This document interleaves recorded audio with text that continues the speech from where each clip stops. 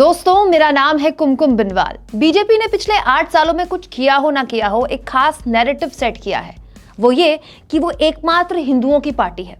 BJP से कई लोग नाराज होते हैं, बहुत से लोग महंगाई बेरोजगारी को लेकर सवाल पूछते हैं, लेकिन अंत में आकर यही कहते हैं कि चलो कुछ नहीं तो हिंदुओं की पार्टी तो बीजेपी है ही ना।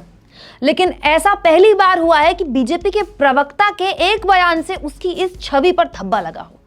ऐसा पहली बार हुआ है जब खुद अपने एक बयान से बीजेपी फंस गई हो। दोस्तों, फंसी भी ऐसी वैसी नहीं है, बुरी तरह फंसी हुई है। इसके अलावा बीजेपी के साथ साथ उसका वो मीडिया भी एक बार फिर एक्सपोज हो गया जो खुद के निष्पक्ष होने की कस्में खाता है। दोस्तों, चित्रा त्रिपाठी के शो में जो हुआ वो इस बात का प्रमाण है कि गोदी एंकरों की जो जुबान विपक्षी नेताओं के खिलाफ कैंची की तरह चलती है ना, वो बीजेपी के आगे सुन पड़ जाती है। दोस्तों, हुआ यह कि चित्रा त्रिपाठी के डिबेट में बीजेपी प्रवक्ता सुधांशु त्रिवेदी ने जो कहा उसने बीजेपी की भारी फजीहत करवा दी। राहुल गांधी के वीर सावरकर को अंग्रेजों से माफी मांगने के मुद्दे पर चित्रा त्रिपाठी की डिबेट में बोलते बोलते सुधांशु त्रिवेदी बोल गए कि राहुल गांधी ने जो कहा सावरकर जी ने माफी मांगी है, तो उस जमाने में तो बहुत से लोग एक प्रिस्क्राइब्ड फॉर्मेट में माफी मांगते थे बाहर निकलने के लिए। छत्रपति महाराज ने 5 बार पत्र लिखा था औरंगजेब को, मगर शपथ तो नहीं ली ना ब्रिटिश संविधान की। ये वो शब्द थे जो सुधांशु त्रिवेदी ने बोले। तो बीजेपी के आधिकारिक प्रवक्ता कह रहे हैं कि छत्रपति शिवाजी महाराज, जिन्हें मुगलों के खिलाफ हिंदुओं का सबसे बड़ा आइकॉन माना जाता है, जिन्हें केवल महाराष्ट्र ही नहीं पूरे देश में हिंदू एक प्राइड की तरह देखते हैं, उनके लिए बीजेपी के प्रवक्ता कह रहे हैं कि उन छत्रपति शिवाजी महाराज ने औरंगजेब को 5 बार चिट्ठी लिखी थी। मैं हैरान हूं कि इस ऐतिहासिक ज्ञान पर एंकर चित्रा त्रिपाठी ने बीजेपी के प्रवक्ता को तुरंत क्यों नहीं टोका। एंकर को पूछना चाहिए था कि भाई कि 5 चिट्ठियां शिवाजी महाराज ने औरंगजेब को कब लिखी, उन चिट्ठियों में क्या लिखा, और सबसे बड़ा सवाल, क्या बीजेपी के प्रवक्ता छत्रपति शिवाजी महाराज की तुलना सावरकर से कर रहे हैं? लेकिन आपको तो पता है, टीवी डिबेट्स में बीजेपी के प्रवक्ताओं से क्रॉस क्वेश्चंस किए नहीं जाते।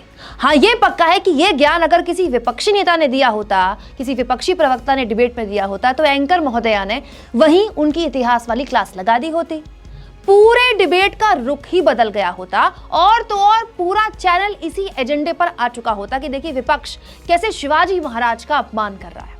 दोस्तों, छत्रपति शिवाजी महाराज का महाराष्ट्र की राजनीति में बहुत ही गहरा प्रभाव है, बहुत गहरा प्रभाव। महाराष्ट्र में चाहे बीजेपी हो, चाहे कांग्रेस हो, चाहे शिवसेना हो, सबके लिए मराठा प्राइड महत्वपूर्ण है। मराठा प्राइड की हर कोई बात करता है। सब खुद को शिवाजी महाराज के सबसे बड़े भक्त साबित करने में कोई कसर नहीं छोड़ते हैं। इसीलिए बीजेपी प्रवक्ता की ये गलती कांग्रेस ने तुरंत पकड़ ली और इसे मुद्दा बना दिया। कांग्रेस प्रवक्ता पवन खेड़ा ने बीजेपी प्रवक्ता सुधांशु त्रिवेदी के शिवाजी महाराज के औरंगजेब को 5 चिट्ठी लिखने वाले बयान पर कहा, छत्रपति शिवाजी महाराज की तुलना माफी वीर सावरकर से कर सुधांशु त्रिवेदी ने शिवाजी महाराज का अपमान किया है। जब तक सुधांशु जी सार्वजनिक माफी नहीं मांगेंगे, कांग्रेस पार्टी ऐसी किसी डिबेट में हिस्सा नहीं लेगी जिसमें सुधांशु जी की मौजूदगी रहेगी। अब कांग्रेस ने बीजेपी के प्रवक्ता का टोटल बॉयकॉट कर दिया है, तो बीजेपी के आगे खड़ा हो गया है धर्म संकट। माफी मांगे तो शिवाजी महाराज के अपमान के आरोप में महाराष्ट्र की राजनीति में नुकसान होता है, और नहीं मांगे तो और ज्यादा होगा, क्योंकि न केवल कांग्रेस बल्कि शिवसेना भी मराठा मानुष के को आगे करेगी। मराठा मानुष के मुद्दे पर बार बार बीजेपी से सवाल पूछेगी और कहेगी कि देखो ये कैसी पार्टी है जो शिवाजी महाराज का अपमान करती है। दोस्तों, क्या आपको लगता है कि इस मसले पर राजनीतिक तौर पर बीजेपी फंस गई है? कमेंट बॉक्स में जरूर लिखिएगा।